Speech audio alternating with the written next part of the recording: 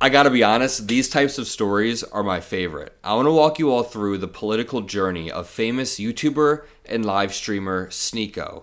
On screen now, you can see Sneako with a MAGA hat on the right, gifting another dude a MAGA hat in Trump Tower right before the 2024 election. Now, Sneako has gone through quite an interesting political evolution online. He used to just make these normal videos and be quite a normal dude. I used to watch him when I was a teenager. He would say, gay people should be able to get married if they want to. Who really cares? He was live and let live. But over the past few years, he got sucked down this right-wing rabbit hole so far that he was hanging out with Andrew Tate, hanging out with Nick Fuentes. But either way, 1 year later, after this insane evolution, he went from standing in Trump Tower, giving MAGA hats, to being on a podcast saying, yeah, Trump has utterly failed. Everything Trump has done has been absolutely absurd. You know, let's lay the groundwork and start with this clip right here. Yeah, sure. I haven't taken one yet. I just saw you. Oh, okay. Yeah. Well, your head looks kind of empty. It's empty. Is it? Is it? I think I need a night shoe. There we go. Trump 2024. That was great. Thank you so much. That was great on you. I appreciate that. This dude is legit campaigning for Trump in Trump Tower in front of tens of thousands of people online, trying to make America great again seem like a cool movement. And now he very much so realizes it's not that cool. I want to play this clip, but just know Trump has barely even shown his face over the past week. He talks about the Epstein files, Sneako, in this clip. We can't even ask the President of the United States about the Epstein files, about the deportations, about any of this, because this dude won't show his face. Just keep this in mind throughout this entire video. We still don't have a single verifiable video or picture of Trump, quote-unquote, playing golf over the weekend, and he hasn't said a word to a camera in almost a week. They tried to post photos of him, but we traced the photos back to weeks ago.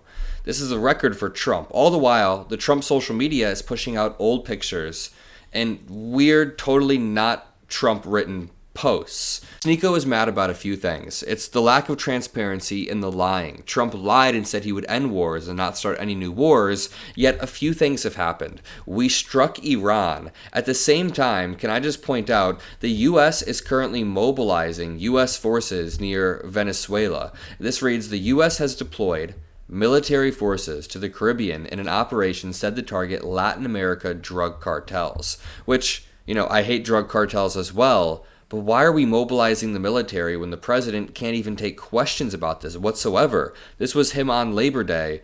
Let's back up and watch this Sneako clip right here. Have you lost a lot of faith in Trump? Lost all faith in Trump. All faith. The guy's clearly the child on Epstein Island or something. There's just like, it's embarrassing. Wow. It's embarrassing. Trump said word for word, if you want the Epstein files still, I don't want your support. If you still want to see... And he doesn't understand that that's the whole reason that we voted for Trump in 2016. That's the whole reason we supported him and we were part of it, because he wanted to drain the swamp. He was the outsider. Yeah. And now him basically submitting to this Epstein list, that's him becoming the swamp. That's the best embodiment of the swamp, of DC, of the corrupt system. So I think he alienated his support base, but he doesn't really care anymore because he doesn't need to get reelected. He can't get reelected again. He doesn't need to keep campaigning. After this, he's just going to retire and golf all day. Ideally, there's more to the clip, but we hope he retires and golfs all day. Let me just remind you what Sneako's referring to when he says that Trump said he doesn't want your support if you want the Epstein list released. Back in July, when this was blowing up once again due to Elon Musk, Trump was just melting down. The radical left Democrats have hit pay dirt. He says it's all they have. They are no good at governing, no good at policy. Also, unlike Republicans, they stick together. Republicans have fallen for this bullshit hook, line, and sinker. He then says, let these weaklings continue forward and do the Democrats' work. Don't even think about talking about our incredible success because I don't want their support anymore. Thank you for your attention to this matter. So remember, Trump supporters were turning on him. 100% the dumbest PR move of the Trump admin. Now, a lot of these people, I'm sure, immediately went back and supported Trump, but at the very least, what we were hoping for is the creation of less dogmatic supporters all around. And that's what it seems like has happened. Sneako right here has a massive audience, and he was a dogmatic Trump supporter for a while, but now he's saying, dude, he's striking Iran. He won't release the Epstein files. This was filmed before the health cover-up, but to continue. McDonald's and Netanyahu. Well, I've lost all faith after he bombed Iran because he campaigned on no new wars. Yeah, he did.